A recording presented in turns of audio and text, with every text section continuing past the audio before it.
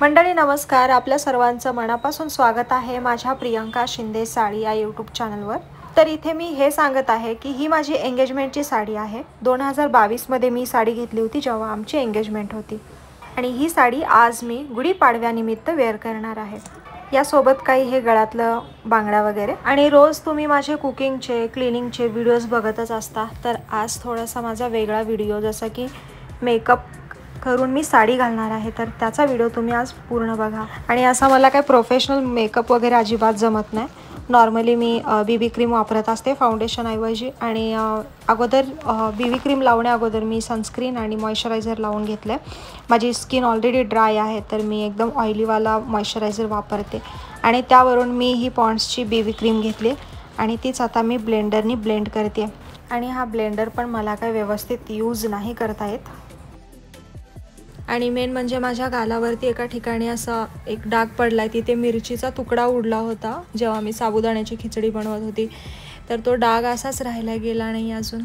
आणि आता हे आय मीन अशी चिपचिप वाटते, तर त्यासाठी एवढीशी पावडर उरली आहे। तर ही पावडर वापरण्यासाठी मी त्याचं स्पंज घेते। आता आपण हे लावूयात। चेहऱ्यावरचा नका बापरे, जास्तच पिवळा पिवळा। तर ही बनाना पावडर आहे, ही पण 2022 मधली। मी त्याच्यावरती डेट पण नाही बघितली की डेट आहे की गेली आहे, पण ठीक आहे, मी कधीही यूज नाही करत। आज आहे म्हणून मी ते संपवायला बघते। तसाही आज माझा चेहरा झोपेतून उठल्यासारखाच दिसतोय पूर्ण।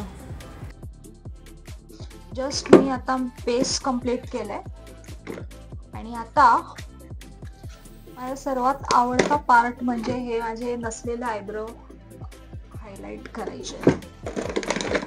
तुम्ही बिलीव्ह नाही करणार, मी 3 वर्ष झालं आयब्रो नाही केले। येस, हा पार्लर मध्ये जाऊन नाही केले, पण मी हे रेझर असतो ना आपला, असा असा असा करायचा। अगदी विरळ असल्यामुळे मी जास्त करून पार्लर मध्ये जाऊन आयब्रो वगैरे करत नाही, पण मी घरामध्येच त्या रेझरनी जे पण एक्स्ट्रा इकडे केस वगैरे आहेत ते काढत असते। ओके, सो आता हा माझा एक फेवरेट पार्ट आहे। म्हणजे हे असं मी वापरते ना की कुणाला वाटतच नाही की मी माझे आयब्रोज जे पण आहेत ते खूप विरळ आहेत म्हणून। त्यांना असं वाटतं की हे ओरिजिनल आहेत म्हणून, कारण मी तसं हे अप्लाय करते माझ्यावर आणि मला सवय पण झाली। आता मी आरशात न बघता कॅमेरामध्येच बघून अप्लाय करते माझ्यावर। हे जरा जास्त टिश्यू पेपर मी वरच्या बाजूला जास्त पण डार्क चांगलं नाही वाटत, एकदम असं नॅचरल वाटावं असं हे लावायला हवं। येस, आता तरी ठीक आहे। ह्या साईडला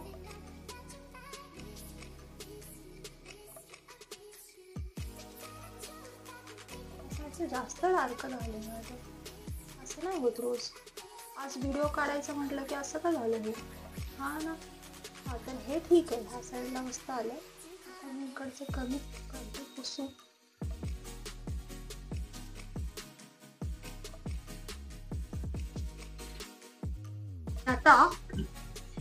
आता आहे सर्वात महत्वाचं म्हणजे मशीन गरम करायचं।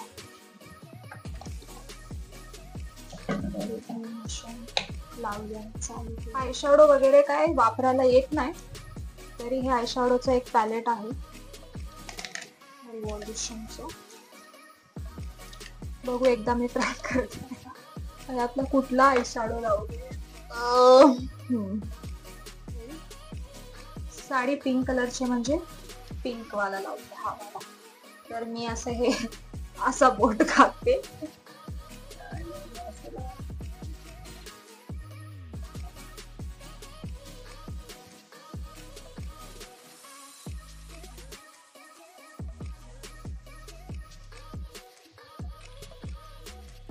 कसं दिसते? चांगलं दिसतंय का? दिसते तरी का नाही? दिसायला तरी पाहिजे ऍटलीस्ट। अजून जरा जास्त लावते मग।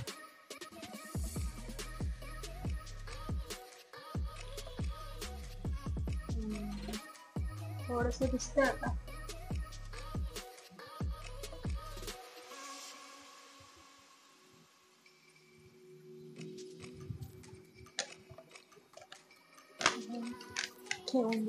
आता बारी आहे लायनर आणि लिपस्टिक लावायची. पहिले तर लायनर लावते. यातलं लायनर संपलंय, दुसरं वालं घेते.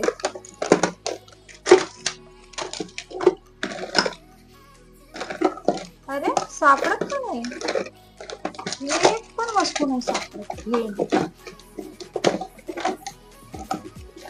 माझं ते नवीन वालं लायनर काही सापडत नाही. तर हे जुन्यामधूनच जेवढं आहे तेवढं लावणार. डोळे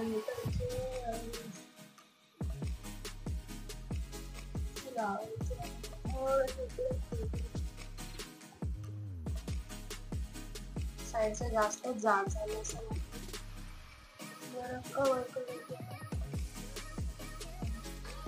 मला ना एकाच डोळ्याला लायनर छान लावता येते, ते पण ह्या राईट साईडला. लेफ्ट साईडच्या डोळ्याला मला अजिबात लायनर लावता येत नाही.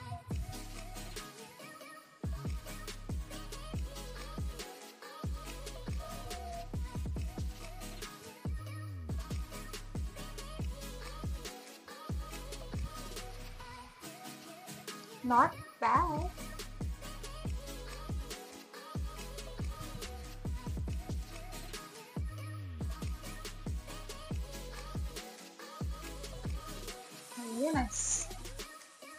पोरगी शिकली, प्रगती झाली बाबा. पोरीने मेकअप करायला शिकलं म्हणजे झालं, बाकी काही नको. आता लावायची लिपस्टिक. टिकली लावू का? पहिले टिकली लावते, मग टिकली जरा ही वाली लावू अशी.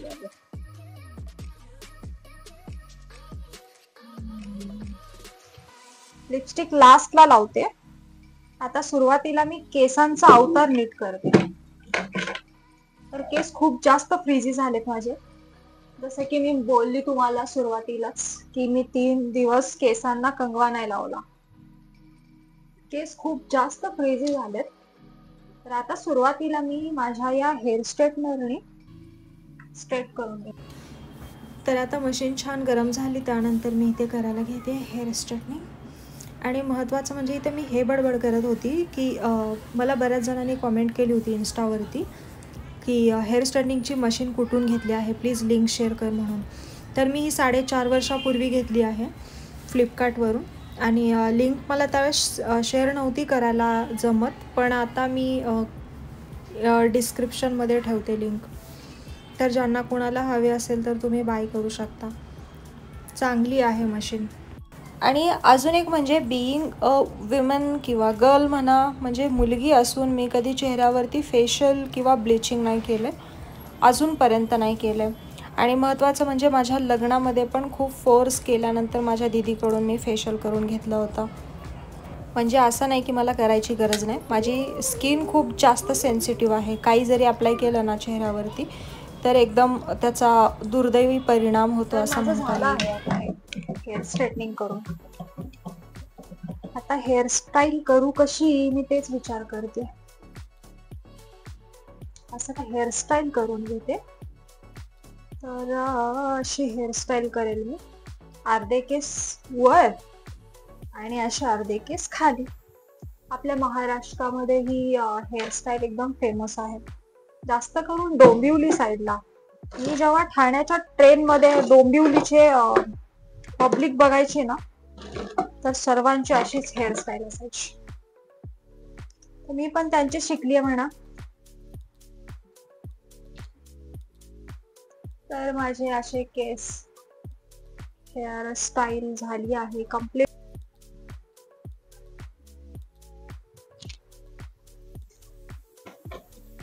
आता वेळ आहे साडी घालायची. आणि साडी घालून झाल्यावर सर्वात शेवटी लिपस्टिक लावणार आहे. तुम्ही म्हणत असाल ही मेकअप करून पण काळीच दिसते. आणि मला पण असंच वाटते, मी मेकअप करून पण का काळी दिसते अशी. कारण की मला परफेक्ट मेकअप करायला येतच नाही. मेन म्हणजे लिपस्टिक लावल्याशिवाय लुक येत नाही.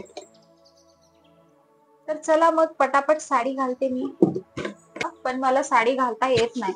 आणि जी माझी साडी आहे ती एंगेजमेंटची, बाप रे बाप, म्हणजे उगत तर नाही, पण त्याचा असा पदर एवढा आहे, असं सोडायचं म्हटलं तरी पण ती दाखवते, मी तुम्हाला दाखवते.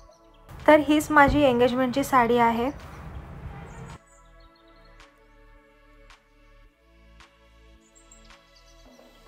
मला वाटते केस पूर्ण बांधायला हवे होते. या बांगड्या आहेत. आता सुरुवातीला मी या दोन्ही हातामध्ये बांगड्या घालून घेते. खरं तर माझ्याकडे या साडीवरच्या अशा मॅचिंग खूप सुंदर अशा बांगड्या होत्या, पण त्या कुठे हरवल्या मला माहीत नाही. आणि जे मी म्हणत होती ना माझ्या पदराविषयी साडीच्या, हे मला काय व्यवस्थित चोपून बसवताच आलं नाही. म्हणजे येतच नाही, नक्की ह्या पदरला कसं बसवायचं कळतच नाही.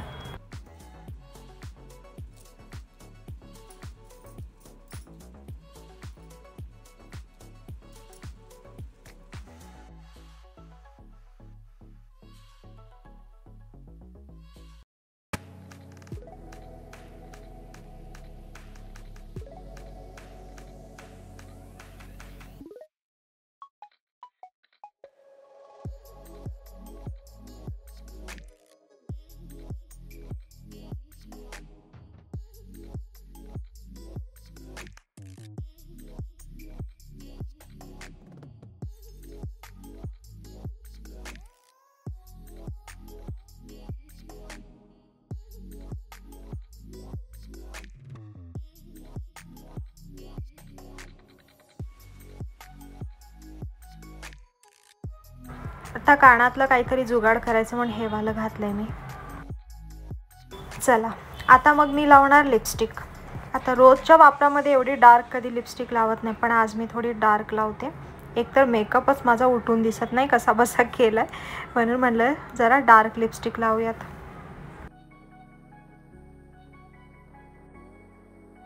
तर पूर्ण माझा असा मेकअप झाला आहे ओबडधोबड, आणि साडी पण घालून झालेली आहे. आणि आता तुम्हाला थोडीशी माझी साडी शो अप करून दाखवते. तर माझ्याकडून साडी सावरलीच जात नव्हती. मी किती ट्राय करत होती ह्या पदराला व्यवस्थित करायचं, पण माझ्याकडून काय हे व्यवस्थित होतच नव्हतं.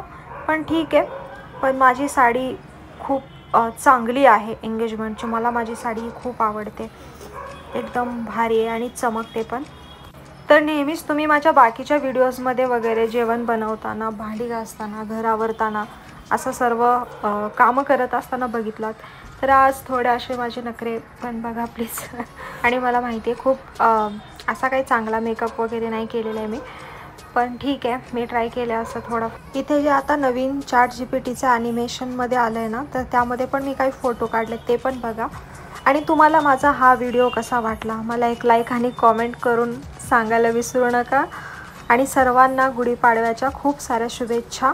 आणि गुढीविषयी जो पण व्हिडिओ आहे तो तुम्हाला नेक्स्ट पार्टमध्ये बघायला भेटेल. भेटूयात परत, तोपर्यंत नमस्कार, बाय.